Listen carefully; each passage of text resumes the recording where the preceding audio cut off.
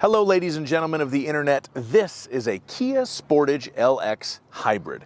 And what we have here is a compact SUV that can be had for around $30,000 that allegedly gets 42 miles per gallon in the city and 44 miles per gallon on the highway.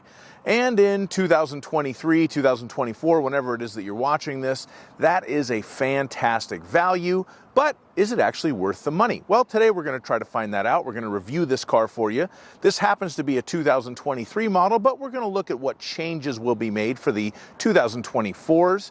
We are going to look at the powertrain and that fuel economy for the Sportage Hybrid.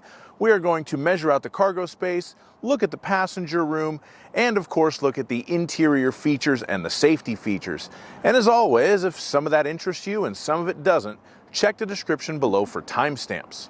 So this is actually a 2023 Kia Sportage Hybrid, but for 2024 we're not expecting any major changes at all because it will only be the second year for this body style.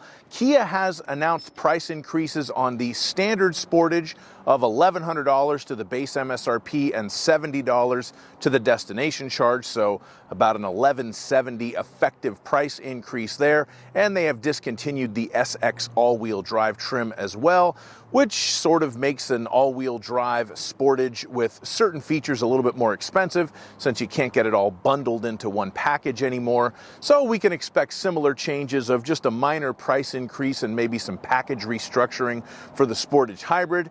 This car is a very good value as it sits, but of course, everything just keeps getting more expensive these days. Now we'll have a look under the hood and have a look at the hybrid powertrain for the Kia Sportage Hybrid LX. This is a 1.6-liter turbo engine with an electric motor and a battery to support it. This is not the plug-in hybrid version, it's just the standard hybrid, which means we have 227 horsepower and 258 torque. It is a very spunky powertrain. It's got a lot of power, good acceleration. It's all mated to a 6-speed automatic, which does its job very well. Smooth transmission, you don't really feel the shifts. The whole powertrain does work pretty seamlessly. The only complaint that I have that I can see in my experience is the fuel economy. Now it's rated 42 in the city and 44 on the highway per the EPA, and those numbers sound really good, but in my testing and in my experience driving this car for the last couple of days, it really doesn't get that. It fell a few miles per gallon short of its highway mile per gallon rating on my fuel economy test, which was a disappointment. I mean, the mileage was still decent, but I don't understand why it's rated so high, especially compared to its Hyundai brother. For some reason, this Kia Sportage has a higher EPA rating. Kia does have a history of fudging those numbers just a little bit. I hope they're not back into that business now. Maybe it's just something up with this particular car, but it hasn't hit its fuel economy numbers in my experience. But other than that, great engine and transmission, very enjoyable to drive. Now we are going to measure out the cargo space. So let's open up the back hatch. And I'm going to have to use my regular tape measure today because I have no idea where my laser one is at right now. The length of the rear cargo area from the back of the cargo area to the bottom of the back seat with the back seat in place, 38 inches. The width of the rear cargo area at its widest point at the back of the cargo area, we're going to call that 56 inches.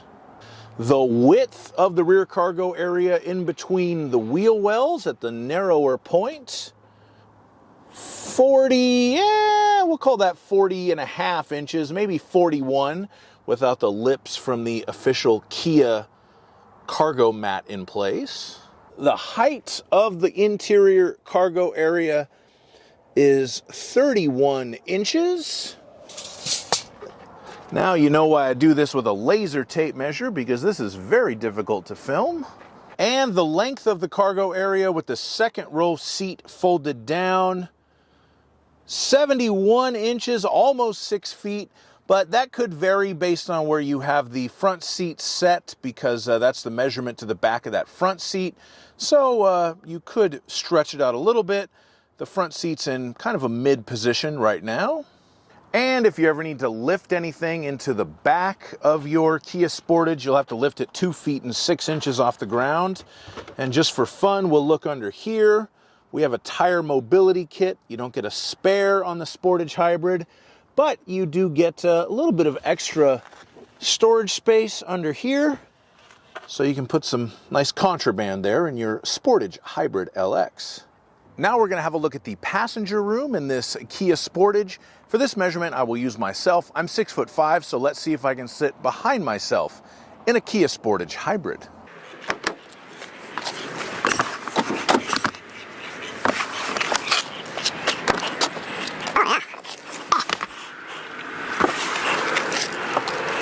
Okay, so if I sit in the front, I've got enough knee room, I've got enough headroom.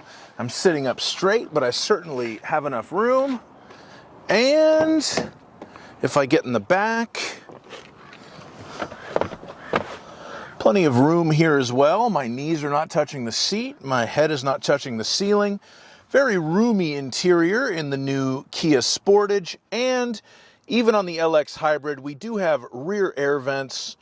No rear charging ports, but hey, the rear air vents, I think, are a nicer feature anyway. So that is a good feature.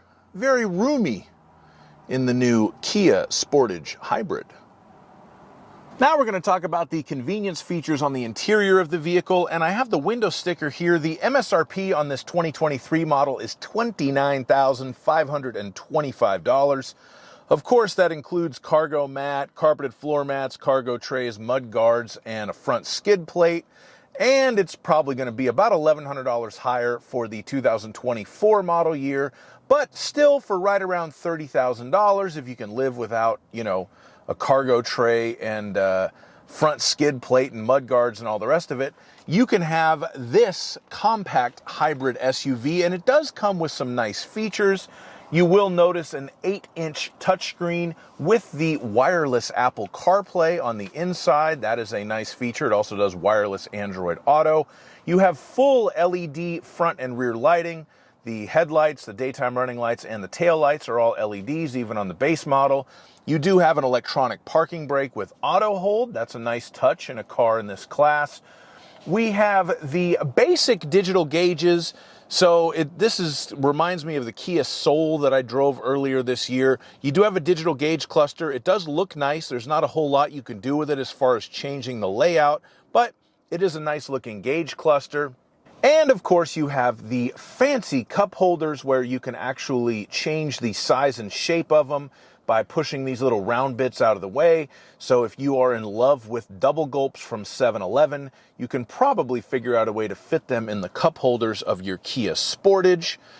But there are a few negatives to getting the base model as well. You have a whole bunch of empty switch plates on the center console to always remind you that you bought the base model and you don't have whatever features would be there. One of the features that would be there is probably heated seats, which you don't get at this trim level.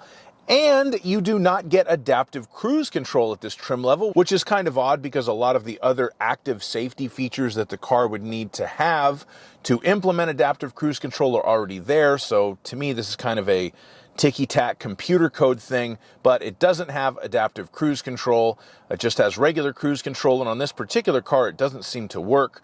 When you try to turn it on, it just goes all the way up to 110 and stays there, and you can't adjust the speed with the plus or minus. And I'm pretty sure that you don't want to go 110 on most roads, at least in the United States. And of course, we have the flippy tab rear view mirror. This is something that has made a comeback over these last few years, I think both to cost cutting and remaining chip shortages. You will have to adjust your rear view mirror manually at night if there's somebody behind you with headlight. Now we will move on to the safety features, and it is pretty well equipped for a base model. We do have the forward collision avoidance assist, so you have the emergency braking in the front. We have lane departure warning and lane keeping assist, the driver attention warning with leading vehicle departure assist. That way when you're texting at a stoplight, if the car ahead of you moves forward, it will alert you that they have moved. And interestingly enough, you have park distance warning in reverse, so even the base model Kia Sportage Hybrid has rear parking sensors that will tell you if you're going to hit something when you're backing up. That is an uncommon feature on a base model SUV, and one that is particularly nice to have. You are missing a couple of things. The aforementioned adaptive cruise control, you don't get that on a base model, and you also don't get blind spot monitoring, but those are things you can get if you move up to higher level trim packages. Thank you so much for watching my review of this Kia Sportage LX Hybrid. If you liked it, please hit that like button, leave me a comment, subscribe to my channel, and if you didn't like it, I'll do all that stuff anyway. It doesn't cost you anything.